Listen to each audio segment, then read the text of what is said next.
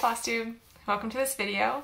My name is Anna and I'm here to talk about cross stitch. Today is Sunday, April 26th. I hope everyone is happy and healthy and able to get some fresh air. We're having a beautiful weekend in Colorado this weekend. So after I finish with this, I'm going to be going outside to do some yard work. And really that's how I've been spending a lot of my free time. I mentioned in my last video that I'm still working full-time, so I don't have a ton of extra time, but I do have extra time now. So I've been spending it doing a lot of things like gardening, and I've been playing some video games, and I've also been doing a lot of sewing. So I'll insert a picture of some masks that I made. I sent most of these back to Kansas in the mail because many of the people in my family are considered essential workers and they are working every day and they don't have the luxury of staying at home and doing their job from here the way that I have and the way that my husband is able to do. So I'm happy to make them masks and get them in the mail to them so that they can further protect themselves while they're doing their work. Anyway, life is crazy. It's also very calm at the same time. It's definitely a weird dynamic. So I'm just gonna get right into the cross stitch. So here we go.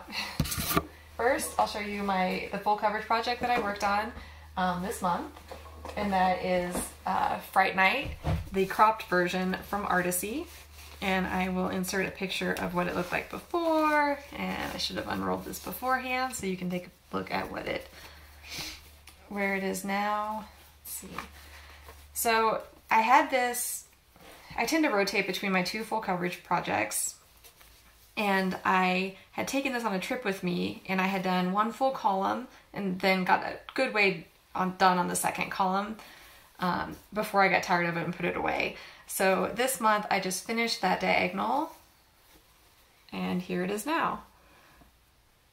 This is on 18 count Aida, and I'm doing it in diagonal columns.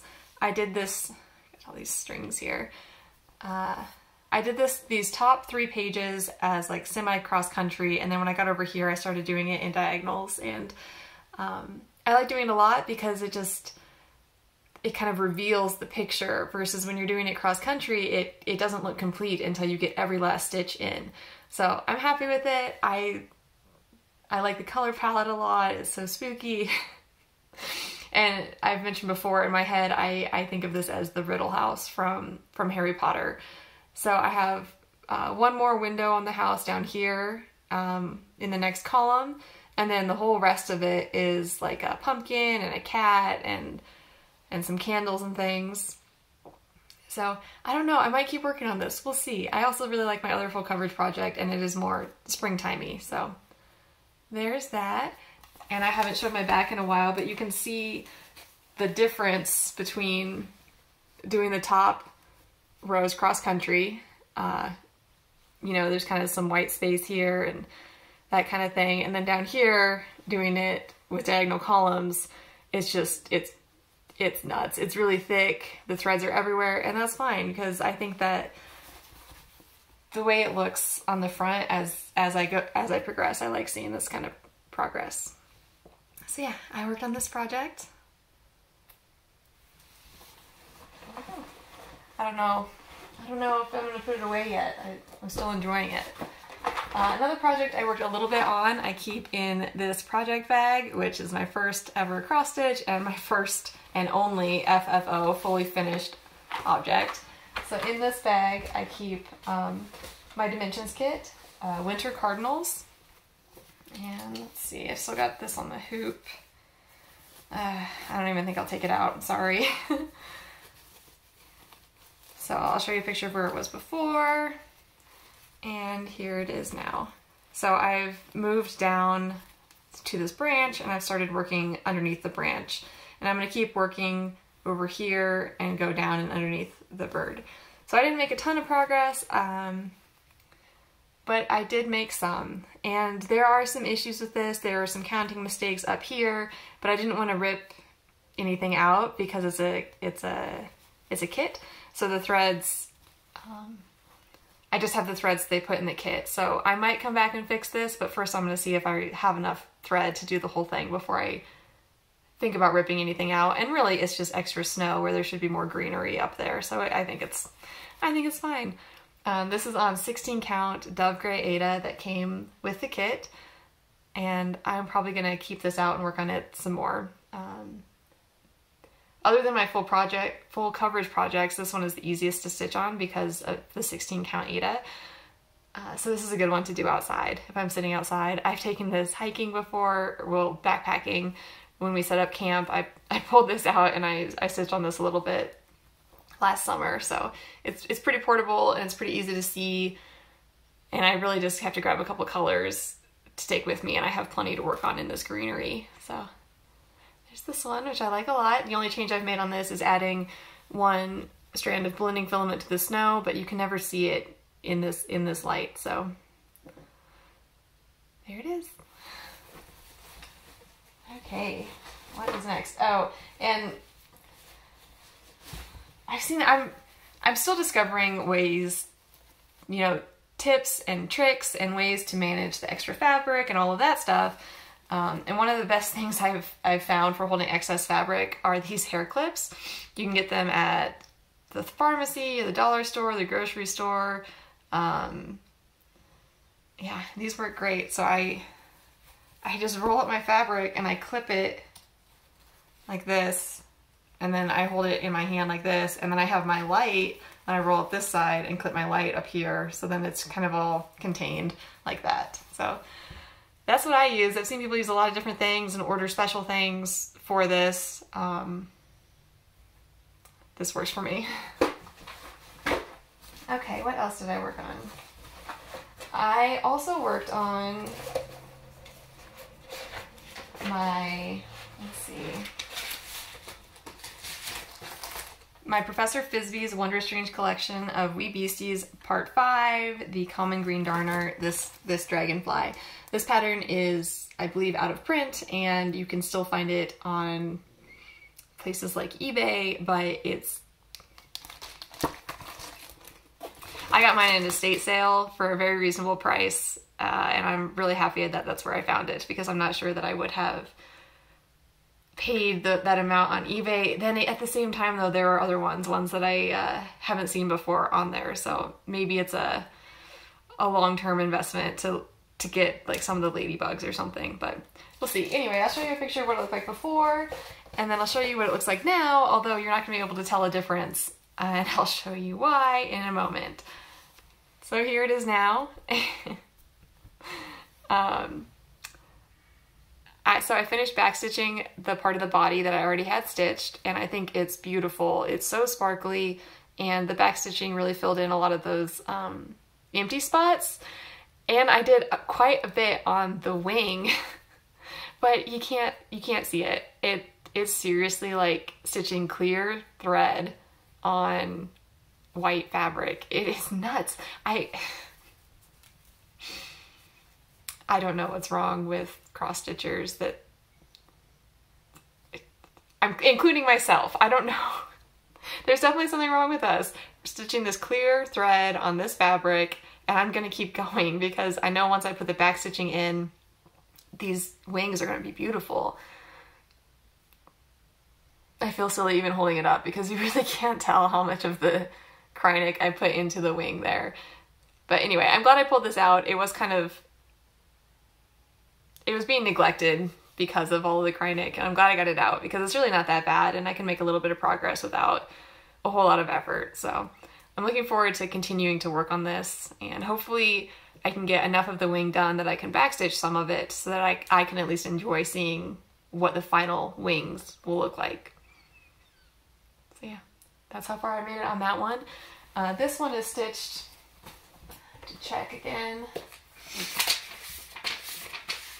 This one is stitched on 32 count Belfast in flax. I got it to make it look kind of like paper, or like just a plain background. The background on the actual kit has got kind of like a aged look to it, and I'd rather have this look more clean and scientific, because I think it's a little funny to have a giant sparkly dragonfly. So anyway, that's how far I've made it on that. Oh, and I never talk about my needle minders. Almost all of them are ones that I made myself, but I have purchased some. So I'll try to link, maybe next time I'll show you guys all of my needle minders so that I can show you which ones I purchased and where you can get them. Because I want to give those people credit for the needle minders, but many of them are ones that I've made. So this one is just a button that I put a magnet on, and this is like a charm that I got at one of the big box craft stores. It's got like a little door in it. It's so cute. So yeah, there's that. Alright. Now, the only other project that I worked on, which like I said, I've been busy sewing, other things, other activities. My husband and I also play board games, so there have been a lot of evenings where we've been doing that together. But the other project I worked on is Spring Quakers by Rosewood Manor. And I'll show you a picture of where it was before. And I'm not going to take it out of the hoop, and I've got my fancy clasp on it. So here it is now. It's kind of a sad story. This motif that I'm working on here represents probably a week of stitching, because I stitched it and I counted wrong and I had to take it back out and then start over.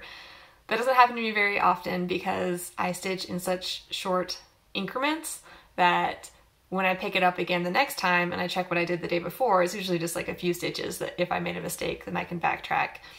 This one, I was rolling on it for several days before I noticed my mistake, so I had to rip it out and start over. So that's part of why I don't have as much progress, because I had to redo some of this one. So it's kind of hard to tell in the hoop, but I'm still enjoying this. I like it a lot.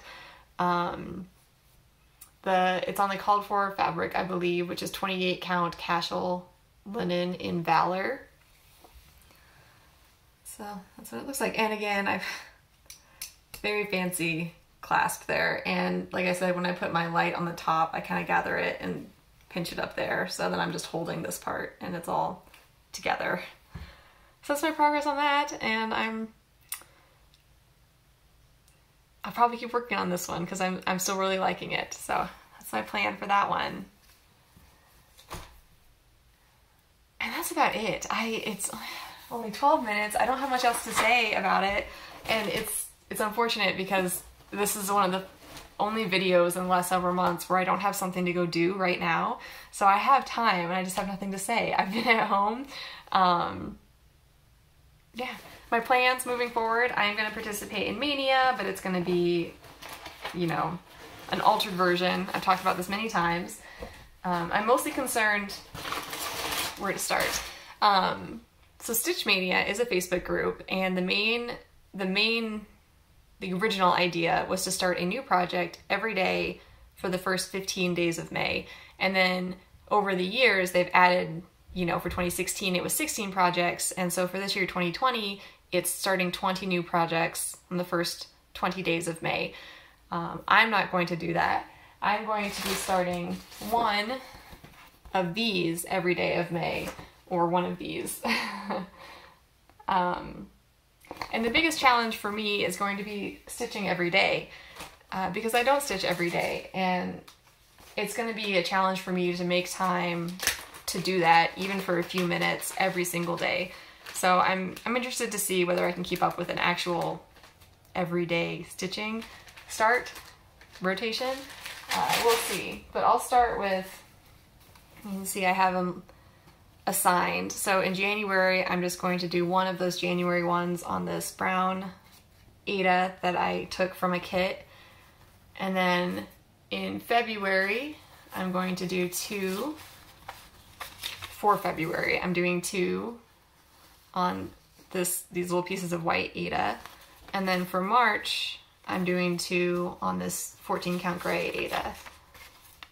So that's how I've divided them up with their assignments, and I've chosen which ones are getting 1 month, which months are getting one picture, and which are getting two, And my goal is to get 2 little frames for these, so then like for January I'll just have 1 out, and then for March I'll have, you know, these 2 out. And I think that that will work because the threads are the same for both of these. Here are the threads in my fancy bag. I'm gonna try these rings for the first time. We'll see. I have an empty, smaller floss box, so we'll see if this drives me nuts. I might be using the smaller floss box for this. So that's my plan for Maynia. We'll see how it goes. I don't know if I'll give an update every week, or if I'll come back in a couple of weeks, or maybe I'll just do my normal monthly update. Who knows? We'll see. I'm really enjoying everyone's videos talking about their Maynia plans and going into their stash and seeing what they have. And I'm really enjoying everyone who's putting out content. I know if you are someone who used to put up regular videos and you're finding it challenging to do that now, that's totally fine. Like, just do a video when you can, if ever, and just know that I appreciate it when you're able to do it, and there's no pressure, at least from me, to give us an update if you're struggling, if your life has, you know, if you're spending your time on other stuff, and that's something that I totally get, and it's not a big deal. And I'm just happy to see so many new people and people trying to create more content for the rest of us while we're at home stitching. Okay, so I guess there's just one more thing. My last regular Flosstube update video, I decided to do a giveaway. I'm giving away this big piece of Picture This Plus fabric. It's 32 count Belfast in the color Eek. It's this big piece of fabric. I'm going to mail this to the lucky winner, who is, I did random number generator, and we had 23 people enter, so thank you guys for participating. I really liked your comments, and it's really fun to see people from around the world tell me about what the weather is like in their area. It's just really interesting to me, and I'm so happy that you guys participated in that. And I apologize for not responding to your comments earlier. I've been feeling antisocial lately. I don't know, something about physical distancing. I also don't want to engage with like social media and stuff. So I realize that's a contradiction. Technology and social media, those are things that are supposed to help with socializing, and I definitely want to do that with you guys. But this last month I just didn't want to talk to anybody, so I'm sorry I didn't respond to your comments until yesterday or this morning. I will try to be better about that, and just know that I do read them and I do appreciate them. So back to this. The winner is Catherine Henry. So thank you, Catherine. I'll respond to your comment, and I will get your address to get this in the mail to you. You'll notice that I've been touching it a lot. I'm going to put it in the envelope today, and then I will get around to labeling it and mailing it out later this week or next week. So when you get the fabric, you might want to let it air out or sit for a little bit for obvious reasons. And I had planned to put this in a Ziploc bag weeks ago, but I just didn't do that. So now I'm touching it, and I just want you to be safe. But I'll get this in the mail to you, and we can talk more about that if you have questions about my handling of the fabric, etc. So anyway, thank you guys for joining me. Yeah, I feel like there were other things I wanted to share with you, but I'm looking forward to Maynia, and I probably will do a mid-month recording to show you my progress on those. So thanks again for joining me, and happy stitching. Bye.